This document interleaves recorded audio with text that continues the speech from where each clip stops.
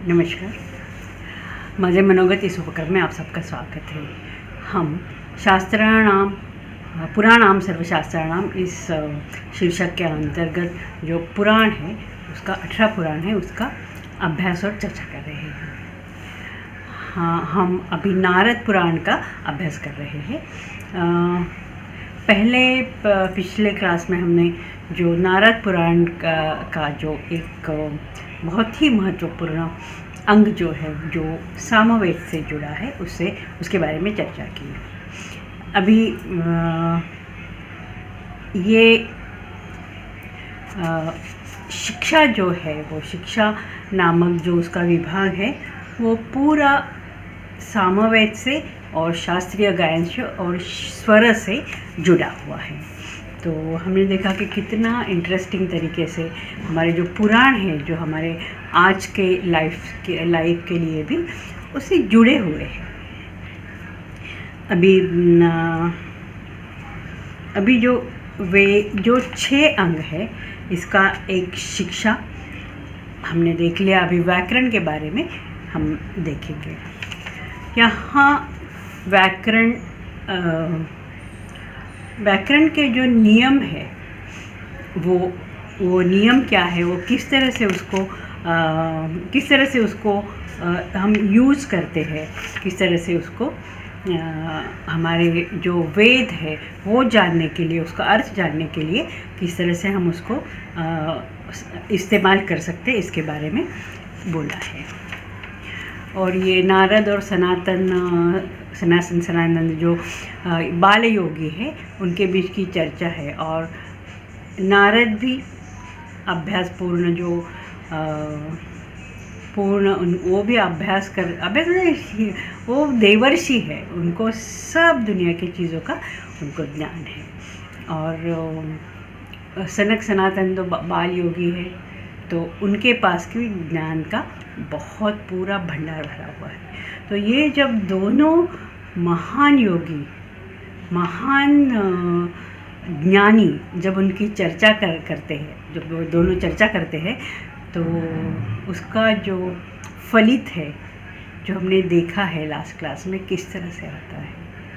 वो सामवेद की ऋचाएँ आज भी हमारे फिल्म संगीत तक हम उसको इस्तेमाल कर सकते हैं। मीन्स अभी है ही, वो संगीत में है। तो व्याकरण में इस तरह से स्वरों का, शब्दों का उपयोग किया है। उसके बाद का जो विभाग है, वो है निरुक्त। एक्चुअली निरुक्त इसमें छोटा विभाग है, और उसमें मंत्र की जो भाषा है, मंत्र कौन सा मंत्र किस समय पे बोलना चाहिए, वो दिया है। अभी उसके बाद वेदांत का जो एक कल्प है, वो है एक अंग है, हम कह सकते हैं कल्प। अब कल्प हमने देखा कि जो वेदों के जो लक्षण है, इसमें कल्प को समय से जुड़ा गया है। कल्प मतलब समय। तो वो जो कल्प है, वो कल्प नारद पुराण में बहुत सुंदर तरीके से उसकी यहाँ चर्चा की है। इसके अंतर्गत सूर्य की गति, नक्षत्रों की गति,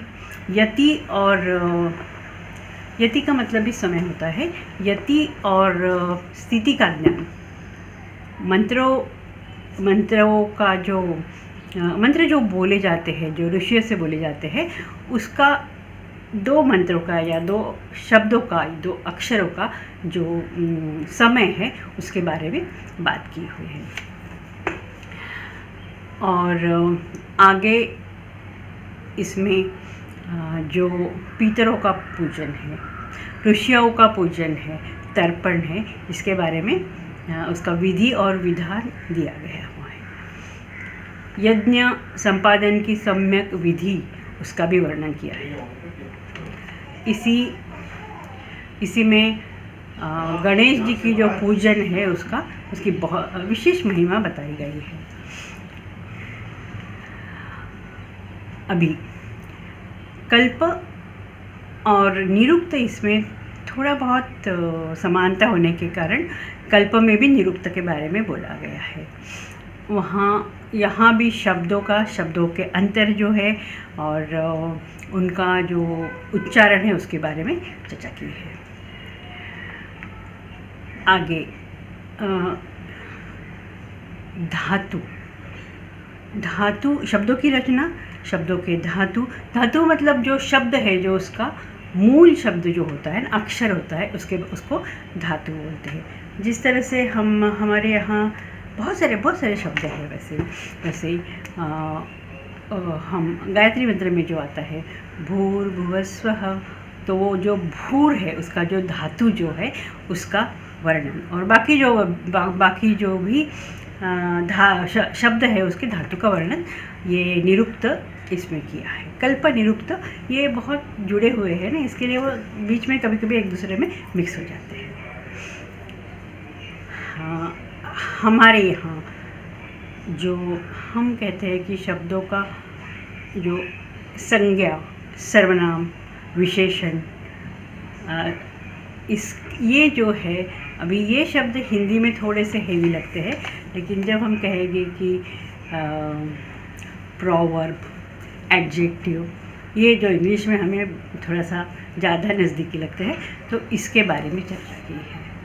तो वो एडजेक्टिव क्या है, प्रोनाउंस क्या है, नाउन क्या है, इसकी चर्चा की गई है। इसी के साथ ये निरुक्त, कल्प और व्याकरण इसका ये समाप्त होता है। अभी जो नेक्स्ट इसका जो अंग है या विभाग है, हम कहेंगे शिक्षा, व्याकरण, निरुक्त, कल्प और उसके बाद में ज्योतिष को पता नहीं ज्योतिष, अभी तो ज्योतिष के बारे में बहुत सारी चर्चा होती है कि ज्योतिष सच है या नहीं है, ज्योतिष लोग जो करते हैं वो ज्योतिष ये विद्या है कि नहीं, ये विद्या किस तरह से यहाँ विद्या के रूप में हम उसको जानते हैं। लेकिन वेदों में, स्पेशली नारद पुराण में ज्योतिष को वेदों के नेत्र कहा है। वेदों के नेत्र कहा है मतलब वेदों का जो अंतर्गत ज्ञान है वो ज्योतिष के नेत्र से हम देख सकते हैं। यहाँ ज्योतिष का एक विभाग है त्रिस्कंद विभाग। तो त्रिस्कंद ज्योतिषक है, उसमें उसके अंतर्गत आता है गणित, सिद्धांत, जो ग्रहण होते हैं उसके बारे में, ग्रह जब उदय होते हैं और ग्रह जब अस्त होते हैं उनके काल का वर्णन, जातक स्कंध, ये हमने उसके नाम सुने हैं, ज्योतिष का एक प्रकार है। होरा, ये भी ज्योतिष के प्रकार है। ग्रह नक्षत्रों का फल, यहाँ ग्रहों के बल का कथन, ग्रह राशियों के स्वभाव, हमारी जो राशि होती है वो जन्म राशि होती है, या हमारे जन्म के वक्त जो नक्षत्र का है वो ज्योतिष ज़्यादा जानते हैं इसके बारे में, तो उससे हमारी राशि नियत होती है। गोचर, उनका फल और उनका समय, और बहुत सारे यहाँ उसको योग कहा, यहाँ योग के बारे में कहा है, वो राजयोग, नाभस योग, ये तो हमने वर्ड कभी सुने नहीं होंगे। प्रवज्जा योग, द्वादश भागवत योग, ऐसे अलग अलग योग के बारे में वो पूरा ज्योतिष में ही आते हैं। और यहाँ कौन से दिन कौन सा काम करना चाहिए और कौन से दिन कौन सा काम नहीं करना चाहिए, इसके बारे में बताया गया है। अभी यहाँ जो ज्योतिष का जो अध्याय है, ज्योतिष का जो भाग है वो यहाँ ख़त्म होता है, समाप्त होता है।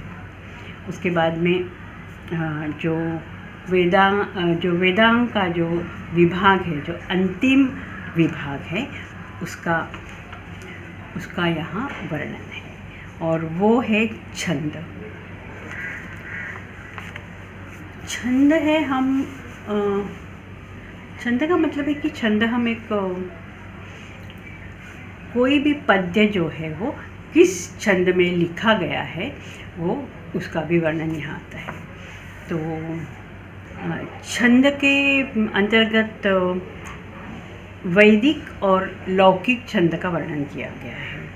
छंदों को वेदों के जो चरण हैं वो भी कहा गया है, क्योंकि वैदिक ऋचाएँ जो है, छंदों के बिना कोई ऋचाएँ जो कोई मंत्र जो है वो छंद के बिना गाया नहीं जाता। जैसे हमारे यहाँ अनुष्टुप छंद है, वो अनुष्टुप छंद के अंतर्गत जो गीता जो है वो पूरी अनुष्टुप छंद में गाई जाती है। और वो छंदों में कितने अक्षर हो, और छंदों का यदि विभाग एक छंद का उसके श्लोक का अलग अलग उसको विभाग ले तो वो चरण कहा जाता है, और वो चरण में कितने अक्षर हो ये सब छंद जो है वो डिसाइड करता है। वेदों को ये छंद इतना इम्पॉर्टेंट है कि यहाँ वेदों को छंदस भी कहा गया है। ये जो वेदों में अलग अलग जो छंद है उसके बारे में भी यहाँ कहा गया है। जो छंद है, जो गायत्री है, शक्वरी है, अति शक्वरी है, ये प्रकार के छंद होते हैं। अभी यहाँ हम कहेंगे कि बहुत ही इंटरेस्टिंग है ये कि छंद कैसे है। वो शायद हमारा इतना अभ्यास नहीं है, इसके लिए हमारे इसके बारे में पता नहीं है। लेकिन यहाँ जो बताया है, जो छंद है वो शास्त्र उसमें लघु और गुरु ये होता है।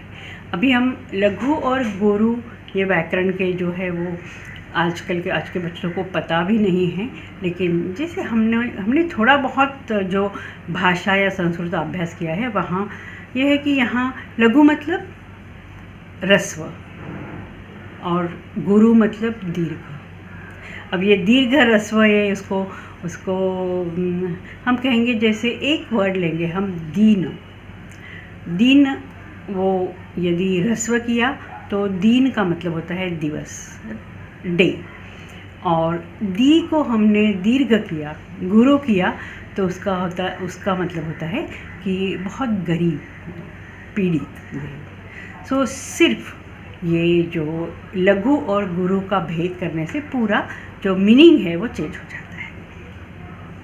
और ये छंद शास्त्र में म ग न, य गण, र गण, स गण, त गण, ज गण, भ गण, न गण, ये छंद शास्त्र है।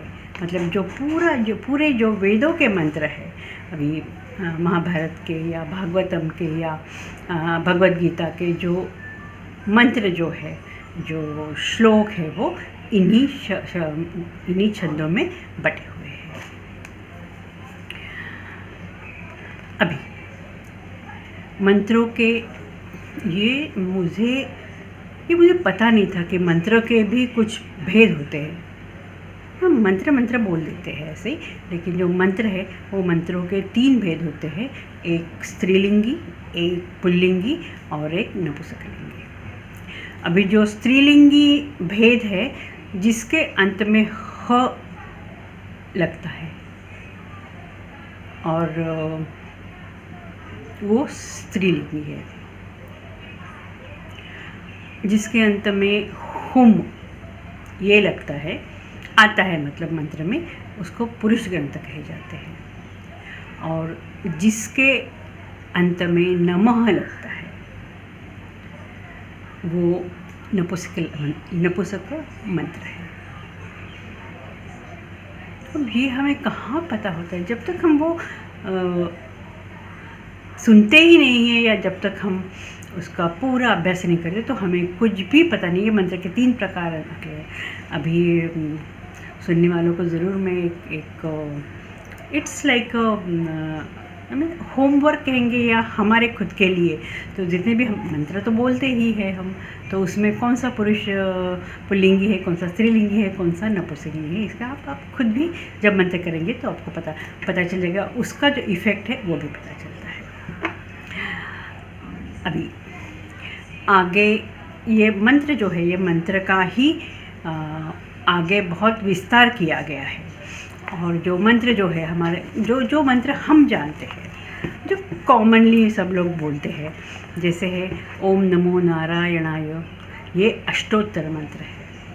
तो इस यहाँ नारद पुराण में इसकी विधि विधान, उसको कैसे बोलना है, क्या मतलब कब बोलना है, ये सब नारद पुराण में लिया गया है। बाकी जो ओ श्री सीतायै स्वाहा, ये जो मंत्र है वो मंत्र, इस मंत्र का अभ्यास किया है, बताया गया है। ओम रामचंद्र नमाय, ओम रामभद्राय नमः। इन प्रकारों, इन सब मंत्रों के बारे में बताया गया है। ओम नमो भगवते वासुदेवाय या ओम नमो भगवते रामचंद्राय, श्री राम जय जय राम। ये जो है वो श्री राम जय राम, ये 13 अक्षरा वाला मंत्र है, उसके बारे में बताया गया है। और जो भी मंत्र जो है, जो कि हम लोग नॉर्मली बोलते हैं, और जो लोग हम नॉर्मली बोलते भी नहीं हैं, हमें पता भी नहीं है ये मंत्र क्या है, कहाँ से आया है, कैसे है। सो इस तरह से पूरे नारद पुराण में जो हमारे आज के जीवन में भी जो चीज़ उपयोगी है, जो चीज़ का हम इस्तेमाल करते हैं, इसके बारे में बताया गया है। और जो भाई इसमें से और जो विभिन्न तीर्थ जो है, काशी, प्रयाग, बद्री केदार, अवंती, मुरुगन, जो सब तीर्थों है उसके बारे में बताया गया है। और इसके साथ ही ये नारद पुराण समाप्त होता है। अब ये नारद पुराण हम पढ़ेंगे तो हमको ये हो जाएगा कि नारद पुराण, अरे ये नारद पुराण में तो ये लोग हम तो ये बोलते ही है, पढ़ते ही है, और हम आज उसका बहुत अच्छी तरह से इस्तेमाल भी कर सकते हैं।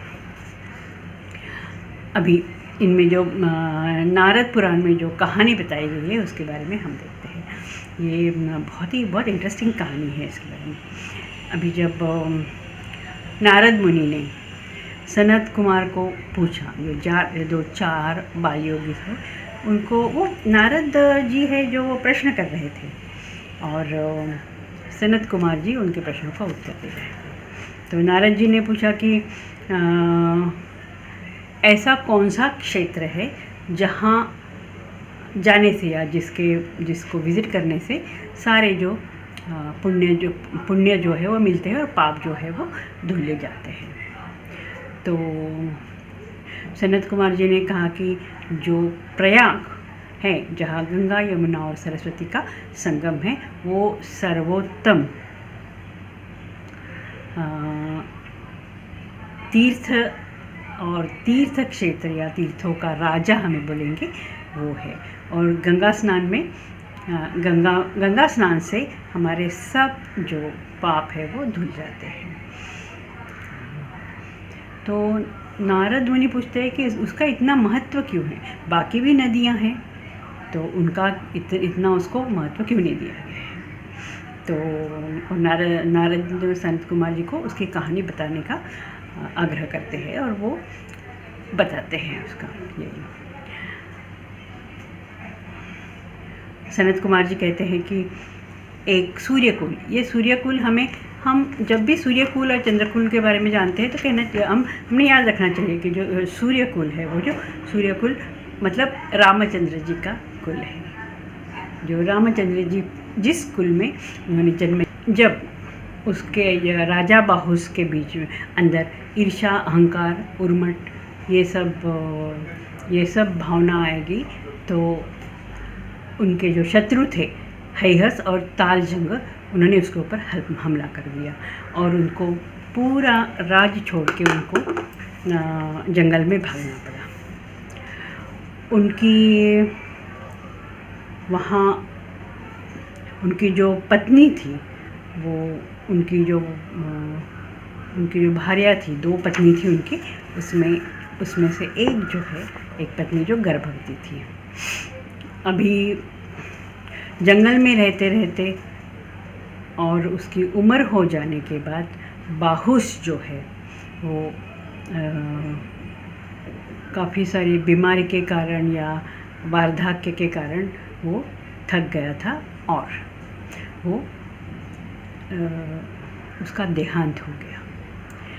अब उनकी जो पत्नियां थी, वो एक महर्षि औरव नाम के ऋषि थे। उनके आश्रम में वो रह रही थी। उनकी जो पत्नी थी, उनको एक पुत्र पैदा हुआ और वो पुत्र जो है वो विष के साथ पैदा हुआ, इसीलिए उसका नाम जो था वो रखा गया सगर। और सगर मतलब सहित, स का मतलब सहित होता है और गर का मतलब विष होता है, तो विष के सहित वो पैदा हुआ, इसके लिए उसका नाम सगर रखा। अभी सगर जो है वो ऋषि औरव के, उसकी माँ के साथ ऋषि औरव के आश्रम में रह रहा था और ऋषि और रानी उनका सगर को बहुत अच्छी तरह से उसने शिक्षा दीक्षा दी। एक वो काफ़ी बड़ा हो गया वो, और उनको ऋषि और माँ के उनके शिक्षा के कारण वो बहुत ही अच्छा युवक बन गया। एक दिन उसने पूछा कि मेरे पिताजी कौन हैं और मेरा जन्म जो है वो कहाँ हुआ है। वो रानी को बहुत बुरा लगा और उसने पूरी जो कहानी थी वो बताई, किस तरह से उनको जंगल में भागना पड़ा और किस तरह से उनका राज्य जो है वो गया। अब सगर ने उसी वक्त डिसाइड किया कि वो पूरा जो वैभव है वो मैं पूरा का पूरा वापस लाऊंगा और मेरे माँ को दूंगा। महर्षि औरव जो है, उन्होंने उसके जो कुल गुरु थे वशिष्ठ, देखिए भगवान राम के भी जो उसी वंश के थे, सूर्य कुल के, इसलिए उनके भी कुल गुरु जो है वो वशिष्ठ थे। तो ये औरव ऋषि के साथ जो सगर है, जो वशिष्ठ मुनि के पास गया और उन्होंने एक तलवार और एक वज्र प्राप्त किया। अभी सगर जो है वो इतना शूरवीर और इतना बलिष्ठ हो गया कि उसने जो राज्य थे वो वापस ले लिए और उसने एक राजा करके वहाँ उसका राज्याभिषेक हो गया। सगर की जो पत्नियाँ थी, 2 उसकी भार्या थी, केशिनी और सुमति। और कई दिन जाने के बाद केशिनी जो है, उनको एक पुत्र पैदा हुआ केशिनी से और उसका नाम रहा असमंजस।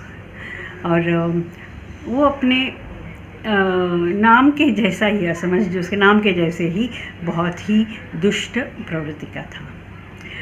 और उसकी जो दूसरी भार्या थी सुमति, उनको 60,000 पुत्र हो गए।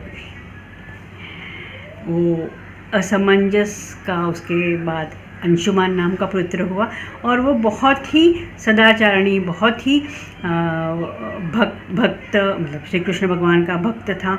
और वो पूरा मतलब बहुत ही अच्छा युवक था। ये धर्म कार्य में सबको वो मदद करता था। अभी राजा सगर ने भी अश्वमेध यज्ञ शुरू किया और इंद्र जो है उन्होंने वो अश्वमेध का जो घोड़ा होता है वो घोड़ा जो है वो उसको चुरा लिया और जो कपिल मुनि का जो आश्रम था उसमें उसको बांध दिया। अब सगर के जो पुत्र जो 60,000 पुत्र जो थे उन्होंने उस घोड़े को खोजने की प्रयत्न किया और उनको वो कपिल मुनि जो ध्यानस्थ बैठे हुए थे उनके आश्रम में उसका वो घोड़ा दिखा। तो उनको अर्थात उनके आश्रम में था तो वो सगर पुत्र ने बिना सोचे हुए वो कपिल मुनि पर आरोप लगाया कि आपने हमारा जो अश्व जो है वो चुराया है। उनको बहुत तकलीफ़ दी, उनको बहुत सारा उनको शारीरिक बहुत पीड़ा पहुंचाई और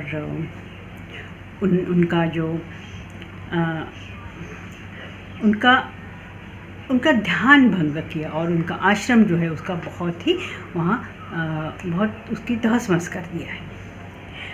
अभी कपिल मुनि एकदम ध्यान उनका खुल गया और उन्होंने जो देखा कि जो तुम लोग जो यहाँ जो बिना सोचे समझे कर रहे हो, तो ये बहुत क्रोध से वो भर गए और उनके जो क्रोध से ही वो 60,000 सगर पुत्र थे वो पूरे भस्मभूत हो गए और उनकी जो राख जो है वहाँ जो उनका जो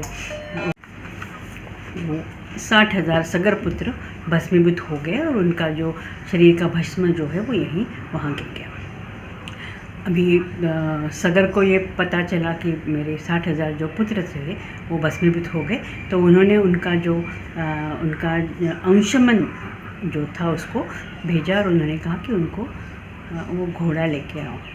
अंशुमन बहुत ही नम्रता से कपिल मुनि के आश्रम में गए और उन्होंने बोला कि वो जो उन्होंने गलती की तो उसके लिए उनको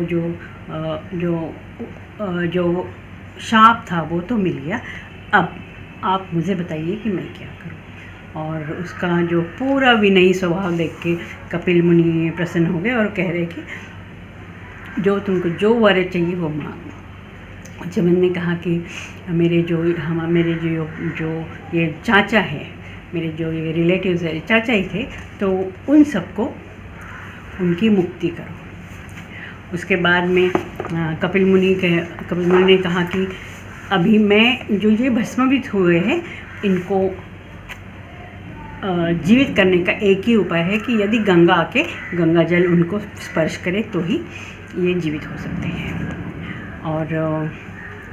और गंगा तो उस वक्त पृथ्वी में नहीं थी, स्वर्ग में थी। तो अंशुमन सगर के पास वापस गया और ये पूरा का पूरा जो किस्सा जो उन्होंने सगर को बताया। अभी ये जो रघुकुल है, राम भगवान का वंश है, तो ये अंशुमान जो है, अंशुमान के पुत्र वो एक दिलीप नाम का उनका पुत्र हुआ और दिलीप के बाद में उनका जो पुत्र दिलीप का पुत्र था वो भगीरथ था। ये भगीरथ बहुत ही अच्छा, गुणवान, वीर्यवान, बलवान राजा था और वो पृथ्वी पे पूरा राज कर रहा था। अब भगीरथ को भी ये पूरी कहानी जो है, उनकी जो पूर्वजों की कहानी है, पूर्वजों की जो उनको जो भस्मीभूत हुए उसका पता चला और उन्होंने बिल्कुल डिसाइड किया कि अभी मैं ये मेरे जो रिलेटिव्स हैं, मेरे जो पूर्वज हैं, उनको मैं ज़िंदा करके ही छोड़ूंगा। इसके बाद में उन्होंने भगीरथ ने बहुत तपस्या की और विष्णु भगवान की, शिव भगवान की तपस्या की और वो तपस्या इतनी कठोर तपस्या थी और इतना कठिन तपस्या थी कि आज भी हम लोग कोई बहुत कठिन काम करना है उसको हम बोलते हैं कि भगीरथ प्रयत्न कर रहा है, ये है।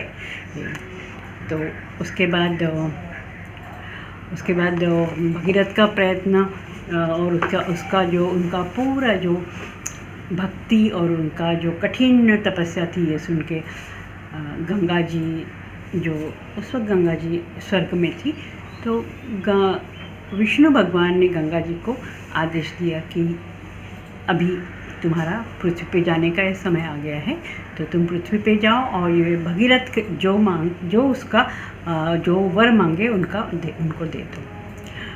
गंगा स्वर्ग से पृथ्वी पर आने के लिए निकली, तो उसने देखा कि मेरा जो फोर्स है, मेरा जो इतना ज़्यादा है कि वो पृथ्वी पे यदि मैं जाऊंगी तो मैं सीधा पृथ्वी को छेद करके, पृथ्वी को छिद्र करके मैं नरक में चली जाऊंगी, क्योंकि मेरा फोर्स कोई सहन करने को तैयार नहीं है। तो फिर गंगा ने ही भगीरथ को बोला कि अभी तुम शिव जी के पास जाओ और शिव जी को पूछो कि इसका क्या उपाय है। सो शिव जी जो है वो तो हमेशा अपने भक्तों का पूरा ही करते हैं, उनका जो मानस होता है वो पूरा करते हैं। तो उन्होंने कहा कि मैं गंगा को मैं अपनी वो जटा में है जो धारण करूँगा, और उसके बाद वो जब वहाँ सेटल हो जाएगी वहाँ से वो निकलेगी, और तुमको जो मांगना है वो गंगा से मांगना। अभी भगीरथ के प्रयत्न से गंगा जो है वो स्वर्ग से भगवान शंकर के जटा में आई, और वहाँ से वो 7 धाराएं उसकी निकली, मतलब 7 जगह से उन्होंने उसकी वो गंगा का प्रवाह शुरू हो गया। तो बहुत सुंदर वर्णन आया है यहाँ की, अनमोल और अनोखा दृश्य है कि भगीरथ जो है वो आगे जा रहा है और गंगा जी उसके पीछे जा रही है, और भगीरथ ये सब जाते जाते जहाँ उसके पूर्वजों का वो भस्म पड़ा था वहाँ तक गंगा आई, और उन्होंने जो भस्म को जैसे ही गंगा जी का स्पर्श हुआ तो गंगा जी जो उसके जो 60,000 वो जो पुत्र थे, सगर पुत्र, वो जीवित हो गए। और तब गंगा जी पवित्र तो मानी जाती है, और गंगा जी पृथ्वी पे इस प्रकार आ गई। ये भगीरथ प्रयत्न, सगर पुत्र, उनका मोक्ष, इसकी कहानी नारद पुराण में दिया हुआ है। अब इसमें एक बात है कि हम गंगा जी को जो गंगोत्री से निकलती है और जो बहती हुई हरिद्वार में आती है, तब तक उसको भागीरथ कहते हैं, भागीरथी उसको कहते हैं, और उसके बाद उनका नाम गंगा जी होता है। ये और ये एक बात है कि और जो हमारा जो वंश जो है, तो एक हमारे जो वंश का पूर्वज है वो उनके वंश है, जो वंशज जो है, इनका कहीं ना कहीं कनेक्शन होता है। अभी भी हम यदि देखेंगे कि कोई जो लड़का है, लड़की है, जो उसका जो जीन्स है, कौन से जीन कहाँ से आए हम बिल्कुल नहीं कह सकते। हम देखते हैं कि कोई पूरे हमारे 7-8 जनरेशन से पीछे हमको पता नहीं होता कि किसी की कि बच्चे की आँखें हमारे अचानक ग्रीन आइल्ड वो बच्चा दिखता है। जहाँ तक हमें पता है कि अरे हमारे इसमें तो किसी की आँखें ऐसी नहीं थी, लेकिन वो जो जीन्स है वो मुझे उसके बारे में ज़्यादा पता नहीं, मेडिकल साइंस के बारे में, लेकिन कहते हैं कि वो जो 21 जीन्स है, मतलब जो 21 जीन्स ये है, वंश है, उसमें के कोई भी क्वालिटीज़ कोई भी जनरेशन के बच्चे में आती है। ये है, मतलब हमें अपने पूर्वजों को भूलना नहीं चाहिए। वो पूर्वज जो है हमारे जो वंशज और पूर्वज, तो वंशजों को पूर्वजों का याद रखना चाहिए। हमारे यहाँ बहुत सारे रिचुअल्स ऐसे हैं कि हम उनको याद करते हैं। जैसे कि जो पितृपक्ष आता है उस वक्त हम पूरे हमारे जो पूर्वज है उनके लिए हम लोग खाना देते हैं, उनको खाना देते हैं। ज़रूर करना भी चाहिए ये चीज़। तो इतनी सुंदर कथा है, इतनी सुंदर, इतनी इंटरेस्टिंग बातें नारद पुराण में है। इसके साथ ही हम आज यहीं रुकते हैं और अगले क्लास में अगला पुराण देखेंगे। नमस्कार।